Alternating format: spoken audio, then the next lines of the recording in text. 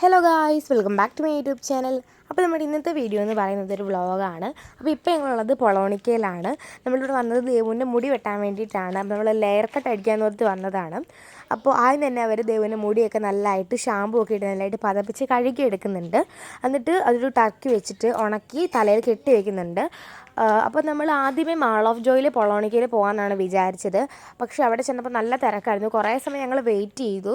പക്ഷെ നല്ല ആളുണ്ടായിരുന്നു. അത് കാരണം കുറേ സമയം എടുക്കുമെന്ന് വിചാരിച്ചു ഹെയർ കട്ടിന്.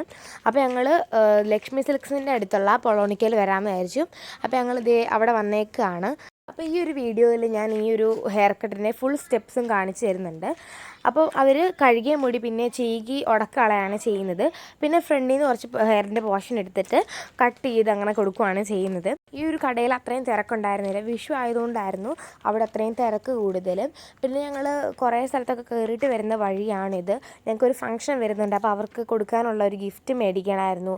അപ്പോൾ അതൊക്കെ ഞാൻ ഇനി ഷോർട്ട് വീഡിയോസ് ആയിട്ട് ഇടാം, അല്ലെങ്കിൽ ലോങ് വീഡിയോസ് ആയിട്ടെല്ലാം ഇടുന്നതായിരിക്കും. അപ്പോൾ ഈ ഒരു വീഡിയോ ഡീറ്റെയിൽ ആയിട്ട് ഞാൻ കാണിക്കാൻ വിചാരിച്ചു.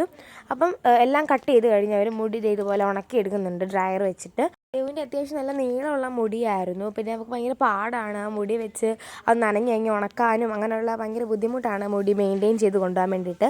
അതാണ് ഞങ്ങളിപ്പോൾ മുടി വെട്ടിയത്. അത്രയ്ക്ക് നീളം കുറച്ചിട്ടില്ല, എന്നാലും അത്യാവശ്യം കുറച്ച് നീളം കുറച്ചിട്ടുണ്ട്.